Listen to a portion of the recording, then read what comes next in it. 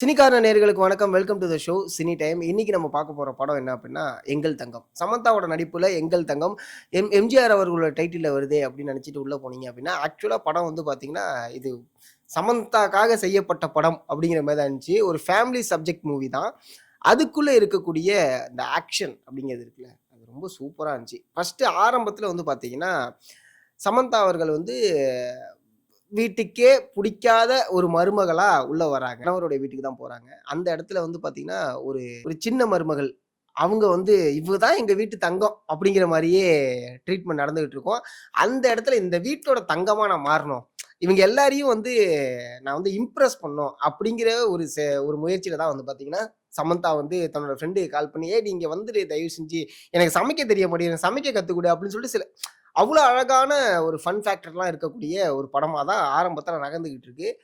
அங்கங்க ஒரு சின்ன ஹிண்ட் வருது. சமந்தா ஒருத்தன் ஃபாலோ பண்ண ஆரம்பிக்கிறான். சமந்தா அப்படி திரும்பி திரும்பி பார்த்துக்கிட்டு இருக்காங்க. "ஏய் யார்றா அவன்?" அப்படிங்கிற மாரி தான் நடந்துகிட்டு இருக்கு. ஒரு கட்டத்துக்கு மேல சமந்தா வந்து மிரட்டுவாங்க. "டேய் என்ன பத்தி உனக்கு தெரியுமா? இனிமே இந்த பக்கம் வந்தனா அடிச்சு மூஞ்சி மொறைய உடைச்சுருவேன்" அப்படிம்பாங்க. "ஏய் யார்ரி நீனு இப்படி மிரட்டிட்டு இருக்க?" அப்படிதான். ஏன் அப்படின்னா, சமந்தா வந்து சின்ன வயசுலயே வந்து பார்த்தீங்கன்னா, ஒரு அனாதை ஆசிரமத்தில வளரக்கூடிய குழந்தையா இருக்காங்க. அங்க இருக்கக்கூடிய ஒரு வார்டன். அங்க இருக்கக்கூடிய இந்த சின்ன பெண்கள்லாம் ஒரு மாரி தப்பா பார்த்துட்டு இருக்கவரு, அப்ப சமந்தாவோட ஃப்ரெண்ட வந்து ஒருத்தவங்க அழைச்சிட்டு போயிடுறாங்க வளர்க்கறதுக்காக. அதுக்கப்புறம் சமந்தா மேல அந்த வார்டனோட பார்வை பட ஆரம்பிக்குது. அங்கேருந்து தப்பிச்சு ஓடி வராங்க. ஓடி வந்து ஒரு இடத்துல வளர்றாங்க. வளர்ற இடத்துல பார்த்தீங்கன்னா, அங்க ஒருத்தவன் திரும்பி சமந்தாவ ஒரு மாரி பார்க்குற பார்வையும், சமந்தாவ அடையணும் அப்படிங்கிற மாரி பார்க்குற பார்வையுமா தான் இருக்கு.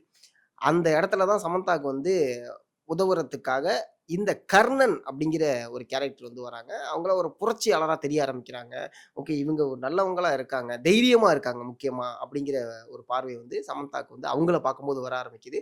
அந்த கட்டத்துல சமந்தா ஒரு முடிவு எடுக்குறாங்க. நம்மளும் தைரியமா இருப்போம் அப்படின்னு சொல்லிட்டு அங்க ஒருத்தவன் வந்து சமந்தாவுக்கு டார்ச்சர் பண்ணிட்டு இருந்தான்ல, அவன சமந்தா வந்து கொன்னுடுறாங்க. கர்ணாங்கிற கேரக்டர் வந்து என்ன சொல்றாங்க அப்படின்னா, இவன் செத்தா யாரும் அழுவ மாட்டாங்க. ஆனா, இவன் செத்தா சந்தோஷப்படுறதுக்கு 30 பேர் இருப்பாங்க. அந்த கணக்க மட்டும் பாரு. அப்படிங்கிற மாரி சொன்னதுக்கு, ஓகே நம்ம கரெக்ட்டா தான் இருக்கோம் அப்படின்னு சொல்லிட்டு கருணாவோட டிராவல் பண்ண ஆரம்பிக்கிறாங்க. ஃபைட்டு, ஷூட்டிங் எல்லாத்தையும் கத்துக்கிறாய்ங்க. ஒரு மாரி பவர்ஃபுல் வுமனா மாறிடுறாய்ங்க. மாறிட்டு கொஞ்ச நாளுக்கு அப்புறம் தான் தெரிய வருது, இவங்க எல்லாம் புரட்சிக்காக சேர்ந்தவங்க தான். ஆனா, இந்த கர்ணா அப்படிங்கிற கேரக்டர் வந்து பார்த்தீங்கன்னா, பணத்துக்காக விலை போயிட்டான் அப்படிங்கிறது தெரிய ஆரம்பிக்குது. ஐய்யயோ! நம்ம வந்து ரொம்ப தப்பான ஆள் கூட டிராவல் பண்ண ஆரம்பிக்கிறோம்னு சொல்லிட்டு, அந்த கருணாவ எப்படியோ ஜெயிலுக்குள்ள போட்டு, இவங்க தன்னுடைய அடுத்த கட்ட வாழ்க்கைக்கு நகர ஆரம்பிக்கிறாங்க. அதாவது ஒரு புது வாழ்க்கைய தொடர ஆரம்பிக்கிறாங்க. அந்த தொடர்ந்த வாழ்க்கை தான் வந்து பார்த்தீங்கன்னா, இந்த திருமண வாழ்க்கை. அப்படிதான் இந்த கதை ஆரம்பிச்சுது. ஆனா உண்மையாவே சொல்றேன், இந்த படத்துல எங்கேயுமே வந்து அத தூக்கி வைப்போம், இத தூக்கி அதையும் கொஞ்சம் சொல்லுவோம். இந்த ஃபிளாஷ்பேக் கொஞ்சமா அப்படிலாம் எதுவுமே காமிக்கல. விஷயம் இதுதான் சொல்லிட்டேனே, இதுக்கப்புறம் இங்க நடக்க போறது என்ன? அப்படிங்கிறத காமிச்சது தான் இந்த படத்தோட ஒரு பெரிய ப்ளஸ்ஸாவே இருந்துச்சு. இந்த படத்துல நெறைய சீக்வென்ஸ் வந்து ரொம்ப ஜாலியா என்ஜாய் பண்ற மாரி இந்த ஃபேமிலிக்குள்ள நடக்கக்கூடிய ஒண்ணு இருக்குல்ல. இந்த சின்ன மருமகளுக்கும், பெரிய பெரிய மருமகளுக்கும் நடக்கக்கூடிய சண்டைகள், அந்த போட்டி, பொறாமை அதெல்லாம் வந்து பார்த்தீங்கன்னா, ரொம்ப ஜாலியா இருந்துச்சு. அடுத்து ஒரு கட்டத்துக்கு மேல சமந்தாவுடைய ஃபைட் சீக்வென்ஸ் வந்து, "ஏய் என்னது இது?" அப்படிங்கிற மாரி தான் இருந்துச்சு. ஏன்னா, அந்த அளவுக்கு நேர்த்தியா, அந்த அளவுக்கு பார்க்கும்போது ரசிக்கக்கூடிய வகையில தான் வந்துச்சு. ஒரு ஃபீமேல் சென்ட்ரிக் மூவி அப்டின்னாலே எப்பவுமே ஃபைட் சீக்வென்ஸ் ஏதாவது ஒண்ணு இருக்கும். ஆனா, இது முழுக்க முழுக்க ஃபைட்டா இருக்கக்கூடிய ஒரு படமா தான் இருந்துச்சு. கார் சீக்வென்ஸ்லாம் பிரிச்சு விட்டாய்ங்க. சமந்தாவுடைய முன்னாடி பேர் வந்து பார்த்தீங்கன்னா, ஜான்சி. ஜான்சியா தான் வந்து அந்த கர்ணாங்கிற கேரக்டர் தெரியும். ஒரு டயலாக் ஒண்ணு வரும். "நீ போயி அவள கொன்னுடு. அவ செத்துட்டான்னா, அவ ஜான்சி கிடையாது. ஸ்வர்ணா." அதாவது இப்ப இருக்கக்கூடிய கேரக்டர். அப்படி சாகல அப்படின்னா, அவ தான் ஜான்சி. இது எங்கேயோ கேள்விப்பட்ட மாரி இருக்குல்ல. லியோ அப்படிதாங்க இருந்துச்சு. ஆக்சுவலா சொல்லப்போனா, லியோவுடைய ஃபீமேல் வெர்ஷன் மாரி தான் இருந்துச்சு. "ஏய் யார்றா லியோ? நீ தானே லியோ, நீ தானே லியோ" அப்படிங்கிற மாரி ஃபர்ஸ்ட்டு அப்படிதான் ஆரம்பிக்கும். "நீ ஜான்சி தானே, ஜான்சி தானே" அப்படின்னு சொல்லிட்டு. ஆனா கருணாக்கு வந்து ஒரு கட்டத்துக்கு மேல தெரிய ஆரம்பிச்சுரும். "ஏய் இவ தான்டா ஜான்சி" அப்படின்னு சொல்லிட்டு ஸ்வர்ணாவாவே இருப்பாங்க. ஸ்வர்ணாவா அந்த வீட்ல வந்து செய்யக்கூடிய சேட்டைகள் வந்து ரொம்ப அதிகமா இருக்கும். ஜான்சியா இந்த பக்கம் போடக்கூடிய ஃபைட் வந்து தரமா இருக்கும். ஒரு கட்டத்துல ஒண்ணு வரும். "நீ இந்த விஷயத்த யார்ட்டயுமே சொல்லலையா? உங்க வீட்ல யார்ட்டயுமே சொல்லலையா?" அப்படின்னு சொல்லிட்டு கருணா கேட்கும்போது, அத வச்சு தான் இங்க ப்ளேவே ஆரம்பிக்கும். ஐய்யய்யோ! நம்ம சொல்லிட்டா நம்மளோட வாழ்க்கையே வந்து சிதஞ்சிருமோ அப்படின்னு நெனச்சிட்டு இருப்போம். மறைச்சுக்கிட்டே இருப்பாங்க. ஆனா, இது தன்னோட குடும்பத்துக்கு பிரச்சனை ஆகும்போது, ஜான்சி வெளில வந்துருவாங்க. வெளில வந்து இந்த விஷயங்கள்லாம் நடந்துச்சு. இதெல்லாம் நான் நான் இதுதான் அப்படின்னு சொல்லிட்டு சொல்ல ஆரம்பிப்பாங்க. அதுக்கப்புறம் அந்த குடும்பமே சேர்ந்து இந்த கர்ணா கேரக்டர என்ன பண்றாய்ங்க? கர்ணா செத்தாரா? சாகலையா? ஜான்சி திரும்பி வந்து அந்த கர்ணாவோட கேங்க்குள்ள சேர்ந்தாங்களா? இல்லையா?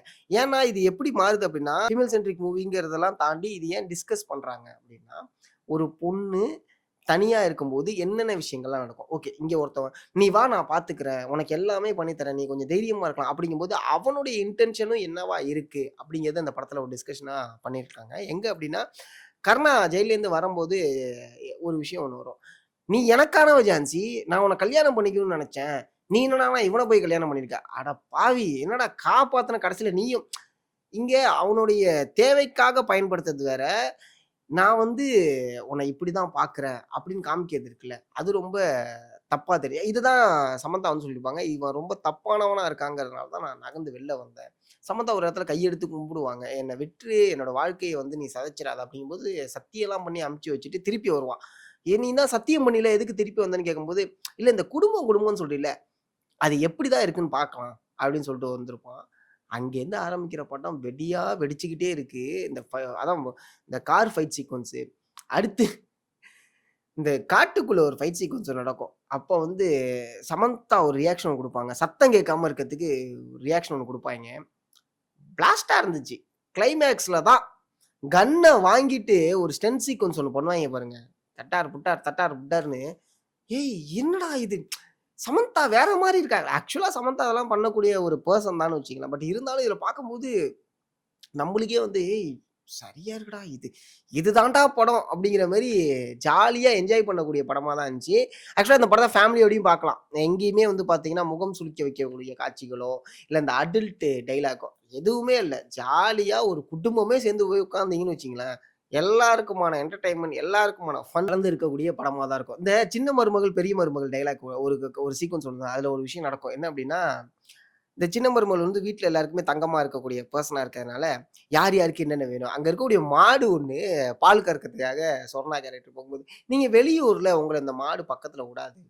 அதுமாரி நீங்க வெளியூர்ல இது உங்களாட்டி பண்ண முடியாது. நீங்க வெளியூர்ல இது உங்களுக்கு தெரிஞ்சு."